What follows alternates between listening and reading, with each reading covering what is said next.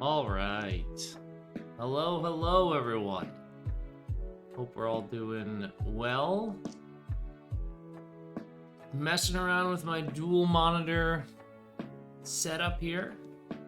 So we got chat over here, game in front of me. Hello, good morning. I'm Spencer Campbell, aka Gila RPGs, if you are unfamiliar. This is going to be a RUNE playthrough. I'm going to show off sort of the newest rules of the game, how the game generally works, so that this can be sort of like a playthrough video that you can refer to in the future for as long as these rules still apply. The game is in development right now. It's a solo Souls-like game, and we're in the combat phase. And we'll see. We'll see how long the rules stand as is. So to give you sort of a bit of background on RUNE before I just jump into the fight here, it is, like I said, it's a solo game, and it's meant to sort of capture some of the ideas that you see in Souls-like games, and it kind of goes through two phases, an exploration phase and a combat phase. We're not going to talk about exploration phase here. You're not going to see anything related to that. This is purely going to be based off of the the combat phase of play. So this will be showing you the tactical grid-like combat that sort of is meant to evoke the small, like, knife fight in a phone booth style of combat that Souls games can evoke sometimes. So let me show you kind of what's here on the screen, walk you through the basics, and then I'll talk to you about the test that we're going to run today. Tony says, can't wait to hear your thoughts about Wizards acquiring D&D Beyond. That's why I turned in. That can only be good for everyone, right? We can only assume that'll be nothing but good news for everyone. Alright, so what do you see here on the screen? On the right side is the grid. It's the 4x4 grid. Right now it's all blank. Future updates will have things like terrain and other things that you can kind of interact with in the combat environment. There is a green character that is going to be my character, the player. There's this red soldier that's going to be the enemy that I'm fighting in this particular first fight, which is going to be a straightforward tutorial. Before I jump into the fight itself, I wanted to point out some of the stuff on the left side of the screen. So we've got every player comes into a fight with two pieces of gear. In this case, I have a longsword and a shield. You'll notice that there are dice values in each of these items that show off what that item does if I assign a die of that value to that item. So for example, if I were to roll a die here, I would get a 4. I look at the 4, and what can I do with it? Well, with the longsword, that would do 2 harm, and it would let me move 1 space on the grid. If I used it on my shield, it would let me block 1 harm and move 1 space on the grid. So you can see that, like, effects of items and movement are tied up to the gear itself. There's a little player tracker here that can kind of track where I'm placing the dice that I'm using. Every turn, I'm going to roll 3 dice, because that's what my current stamina pool is. Future gear might, like, expand your stamina pool, shrink your stamina pool. Kind of depends on the effect that that gear might have on you. The other thing that you can do on your turn is you can heal. If you place a value here, you can see the values that heal you some amount of harm. And then on top of that, one other thing you can do, because I've got 3 dice and 2 pieces of gear, is I can sum together 2 dice that I have in front of me to get a higher value on one of my gears. So I can burn 2 dice on 1 piece of gear to really try and get something. The enemy is down here. The soldier, you can see that they've got 4 health, and then they have action sets. Essentially, what happens at the start of the turn is the enemy rolls a single die, and we see what they're going to do on that turn. I look at that value, and I see, the enemy is going to move 1 away, they're going to do 1 harm, and they're going to block 1 if I rolled a 3, 4, or a 5. So this kind of mimics the idea in Souls games where you can kind of see what an enemy is going to do. It telegraphs their movements and their attacks so that you can try as best you can to adapt to the scenario.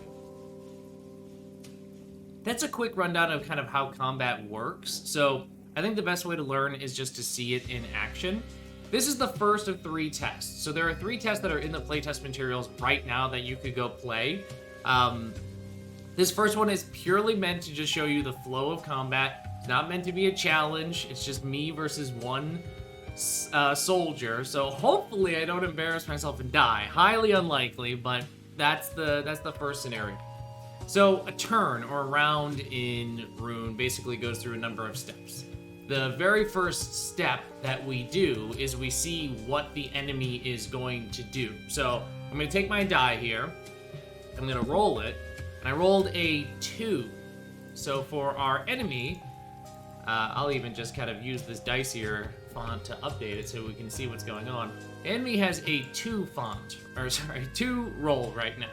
What does that mean? The soldier's gonna move 1 space closer to me, so in whatever path they can get closer to me, and they're gonna deal 1 harm in any space that either they share or is adjacent to them. The next step, after we've determined what the enemy's doing, they're kind of telegraphing their movement, is that the enemy does move. If they have any movement in their action set, they do it. So we look, soldier is moving 1 closer, up, up, up, up, soldier moves a little bit closer. So they're getting closer, and I know that when it comes time to dealing harm, if I'm next to the soldier, they're gonna deal 1 harm to me. So I'm kind of thinking, okay, do I want to close the gap? Kind of depends on how much harm I'm gonna be able to do, how much damage I'm gonna be able to block. And do I want to try and just fight down the soldier? So next up, after the enemy has moved, is for me to roll. You can again see that I've got a stamina pool of 3. I'm going to take my 3 dice here. I'm going to roll them. And I got a 6, a 1, and a 2. Oh, I almost had it perfectly represented there. 6, a 1, and a 2. So these are my dice that I am working with right now. Looking at my options here, a 1 doesn't do me any good in any of my gear, which means I could use it at most to heal, or that probably means I could add it on to something to get a better value.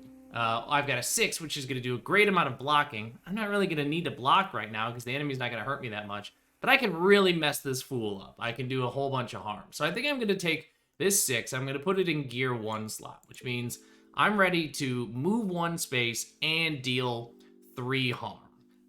Which is a boatload of harm against this 4 health enemy. The other thing I'm going to do is I'm going to combine this 2 and the 1 to get a value of a 3 on my shield. It lets me block 1 harm and move 1 space. So now I get to move 2 if I want. You don't have to move both. And I'm going to do 3 harm on my turn. I am going to move both, and I'll show you why in just a second here. I'm going to occupy the same space as the enemy. You know, it's a small grid, it's 4x4, but 2 characters can occupy the same space as one another. When they do, they each deal an additional harm to any harm that they normally would. So it shows that you're up close, you're really going to start messing each other up. So I moved in, enemy moved in, we deal our harm to each other at the same time. So just because you deal enough harm to kill an enemy, for example, doesn't mean that that enemy doesn't hurt you at the same time. It's sort of like mutually assured destruction sort of thing. So I know that the enemy is doing 1 harm to me, but it is 1 additional harm because I am in the same space as him. So the enemy's going to do 2 harm to me.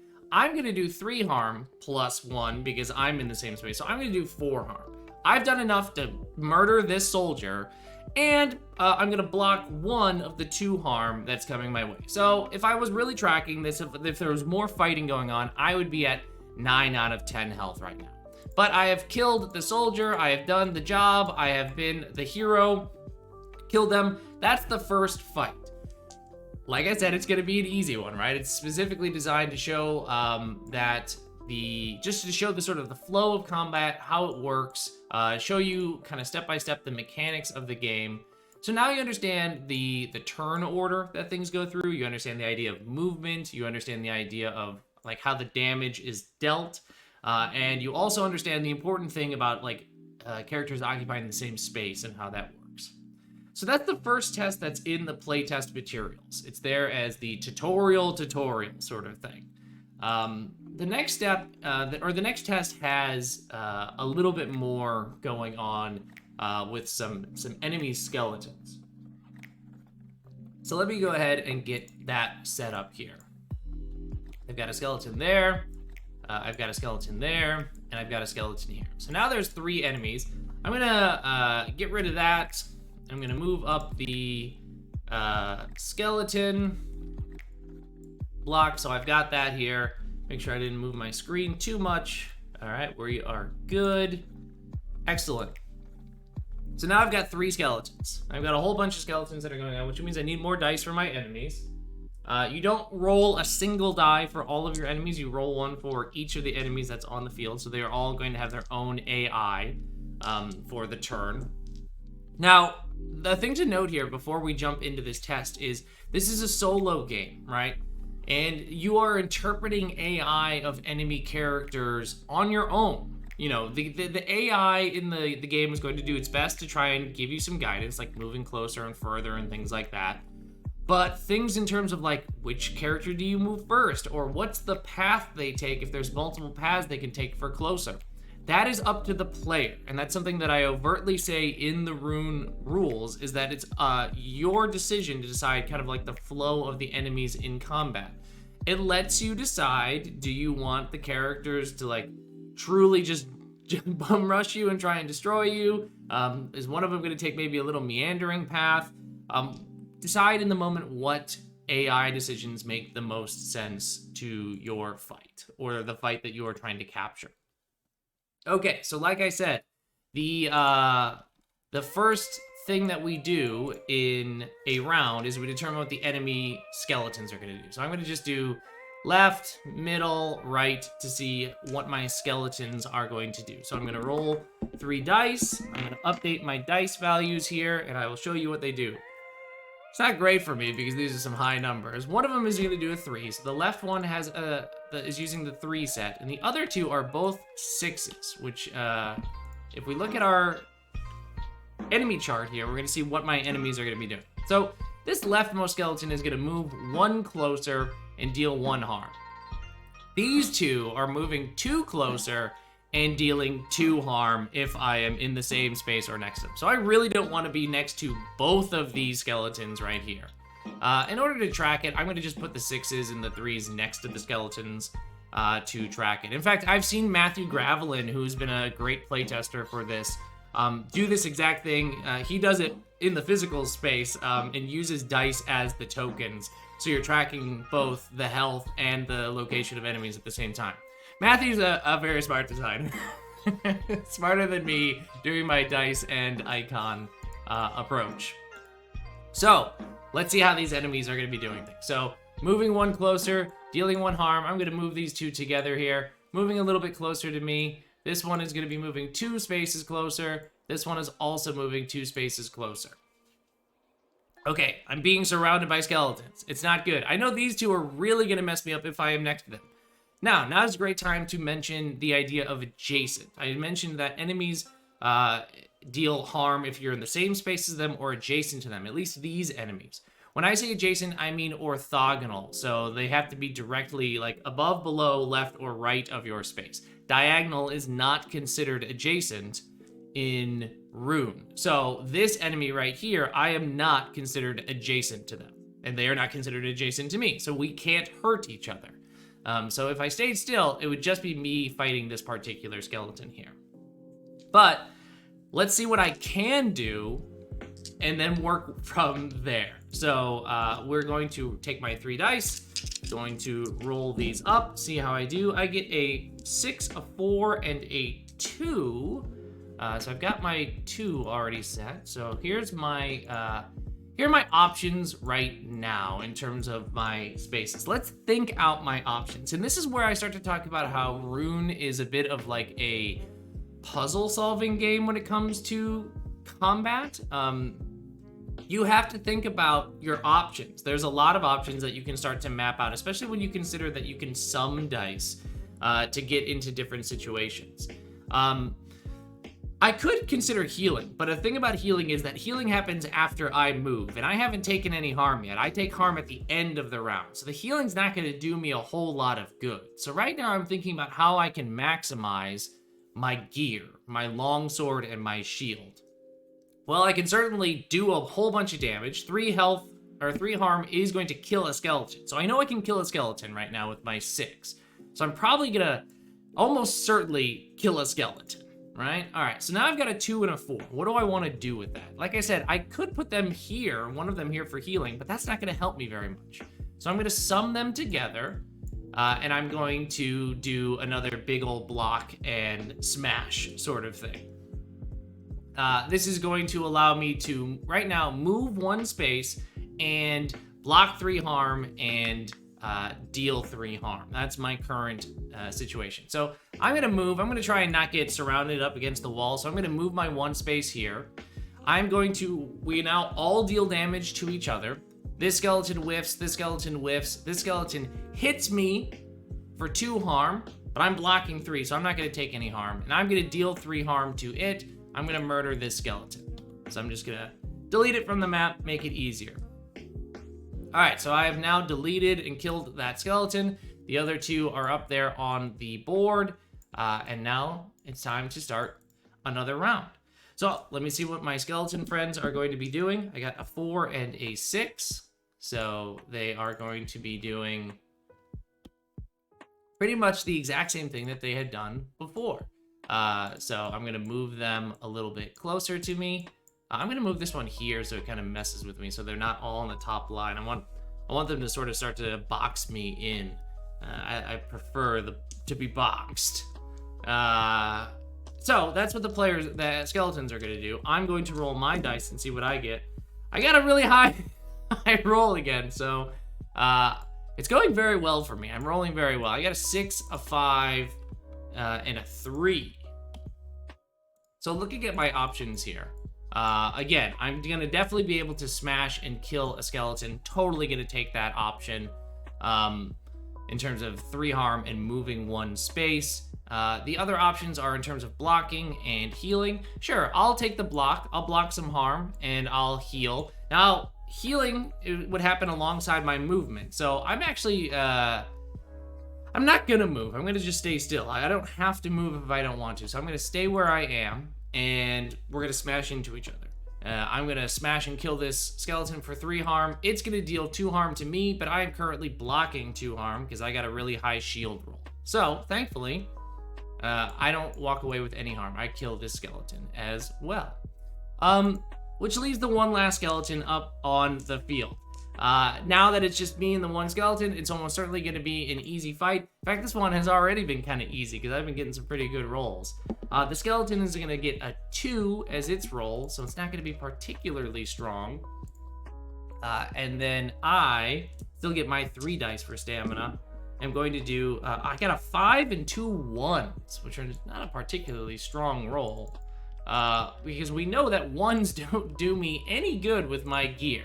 A 1 can heal me, but that's about it. So the 2 1s are not helping me a whole bunch. But you all know what I can do with these 1s. I can sum it together. I'm going to use it to totally smash down this skeleton. And then I'm just not going to move. So the skeleton is going to move 1 closer. I'm going to be like, hey, skeleton, what's up, friend? We're going to smash into each other. I'm going to deal 3 harm to it. It's going to deal 1 harm to me. I haven't blocked at all, so I would take that harm, and it would put me down to 9 health, assuming that I started at a full health. All right, so that combat is meant to show you sort of what happens when you've got multiple enemies out on the field, kind of the flow of AI as it moves around. It also shows that when I roll high, I destroy skeletons. I absolutely ruin skeletons' days. The last fight in the playtest is one that is against not like a boss per se, but a stronger singular foe. So I'm going to bring out the veteran soldier here, who has, as you can see, a slightly more complex moveset than the other characters that we have fought so far, and can potentially do more harm and be kind of more of a nuisance in fighting them. So let's see how this particular fight goes. I'm going to go ahead and just kind of reset my map here. All right, so this is the last fight. After I finish this fight, I'll talk a little bit about how you can sort of vary the play in these different modes, and also to show you, talk to you a little bit about the changes that were made and how they were reflected in this current playtest. So let's see what our veteran soldier is going to be doing. They rolled a 3, which is a means they're going to move 2 closer, they're going to do 1 harm, and they're going to block 1. So they're going to get next to me. I know they're going to get next to me this turn. So what am I going to do in that situation? I rolled very high again. A 5, a 4, and a 4. I'm rolling very well today. So what happens? Remember, enemy movement happens first. So they're going to move 2 closer to me. They are right next to me. Now it's time for me to decide what am I going to do with my my roll here. I've got a 5, a 4, and a 4. Yeah, I think I'm just gonna block the 1. I'm going to deal 2 harm myself, and I'll put this thing here for healing. Obviously, I can't heal because I haven't taken any damage. Unspent stamina just kind of gets burned, so it just doesn't get used, sort of thing. I'm gonna get next to this veteran. I'm gonna just get right next to him, and we're gonna just really start murdering each other. So now we hurt each other at the same time. I deal 2 harm plus 1, so I'm gonna deal 3 to this veteran. They have an ability to block 1, so I'm gonna put them down to 8 health. The veteran is going to do 2 or 1 harm plus 1 because we're in the same space, so they are going to deal 2 harm to me. But I'm currently blocking 2 harm, so I'm not going to take any damage from the veteran soldier. All right, so next round, the veteran soldier rolls and gets a 6. Okay, so let's go. The soldier is definitely going to hurt me.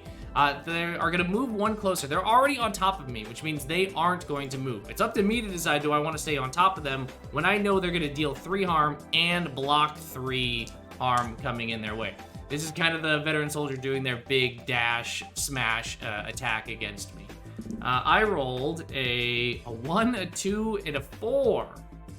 All right, so that's way worse than my previous roll. That's not great. Let's see what I can do with a 1, a 2, and a 4. All right, looking at my options here, we know that the 1 doesn't do me much good. I don't need to heal yet. I'll probably need to heal after this turn, so I'm probably going to consider using this to sum up or something. The 2 also doesn't do me a whole lot of good. The 2 only helps me do 1 harm in terms of my longsword. So I think I'm gonna just combine. I don't know. I have options here. I could combine these and try and just we both smash into each other. But I'm not gonna do very much harm because he blocks 3. So I'm gonna really only do 1 harm to him while taking a whole bunch of damage in return. Let's see here. What else could I do? Wow, my options are not good right now, which I'm finally happy to see that my character is gonna struggle for a second. I'm gonna swing big. I'm gonna swing big, even though it actually isn't a particularly big swing. And this one's just not gonna get used because healing happens after movement, but before damage happens. So I have full health. So enemy is not gonna move because they have they're already on top of me. I'm gonna stay on top of him. I'm gonna stay on top of him because this is the only way that I'm going to deal any harm is by staying on top. So I'm gonna stay on top and at least do a little bit of damage. So let's determine our damage against each other. I am dealing 3 harm plus 1, so 4 harm to the enemy. They're blocking 3 of it, so I'm going to only deal 1 harm to our veteran soldier. Not a lot of harm to them. They are going to deal 3 harm to me. I am blocking none of it. They're actually going to do 4 harm to me because I am on the same space as them. So I take a whole bunch of harm. Okay, I have 6 health. The veteran soldier has 7 health. Not a great situation to be in. Let's see how we can handle this. Let's see how the veteran soldier rolls. They get a 2. Okay, so that at least means they're not going to block any damage. So I see that and I go, this is an opportunity for me to try and nuke this fool. Try and maximize damage because I know they're not going to block anything. That's good news for me. Enemy moves. Enemy doesn't move right now because they're already on top of me. My roll, I'm going to take my 3 dice. Let's see what I get. I get a 3, a 4, and a 5. 3 and a 5. Let's see what we can do with a 3, 4, and 5 here. I do think I want to take some healing. I think this is an opportunity to take some healing. I think I'm gonna do a bit of harm with my sword. I think I'm gonna move. I don't think I want to be standing on top of this thing necessarily. Yeah, I'm gonna move. So I'm definitely gonna move. I'm gonna block some harm, and I'm gonna heal just a little bit. I think that's what I'm gonna do. I think that's gonna be my play here.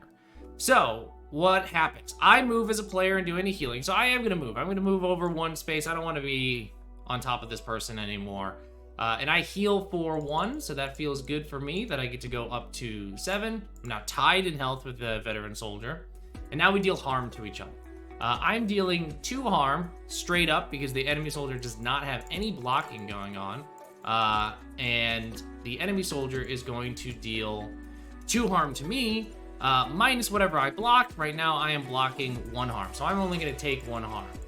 All right, so I went right back down to my 6. I healed 1, took 1, but I've chipped away some damage on the enemy soldier. Okay, this is good news for me. That gave me a chance to like catch my breath after getting the shit kicked out of me the last turn. So let's see what our enemy soldier is going to do. They get a 5. They are not moving. They're doing 2 harm and blocking 2. Okay, so this is one of those like moves in a Dark Souls game where the enemy just kind of stays still, they wind up and they do this big smash thing, and also it's kind of dangerous for you to get close. So they're ostensibly blocking 2 harm. For me, what am I gonna do? Well, the enemy's not gonna move, so we don't move them. I roll 2 1s and a 3. Oh, not strong. Not particularly strong turn for the hero right now. 2 1s and a 3 is not gonna get me very far. Let's see here. What should I do with that? Summing these together just gets me to a 4, which is the same outcome, so that's not particularly helpful. But also the 1s aren't gonna help me anyway. That's just a real bad roll for me. That's just a super unfortunate roll for the hero. But you know, these things happen. So I am gonna just try, I'm gonna get close again, right? I'm gonna get close again. I'll just summon these just for the sake of it, and I will heal 1 as well. So what do I get to do on my turn? I get to move 1, and I'm gonna heal 1. So I'm gonna move closer. I'm gonna heal myself 1, just to track it here. So I have moved and healed, and now I am going to do what would normally be 2 harm, but it's going to be 3 because we're in the same space. This person's blocking 2, so this is the only way that I can do a little bit of chip damage on the enemy. I've brought them down to 4, but they are going to do 2 harm to me, and I've blocked none of it. So was it worth it? Probably not, but I don't know. When I play Souls games, I play I play poorly and aggressively, which means I am accurately reflecting my Souls experience with this playthrough so far.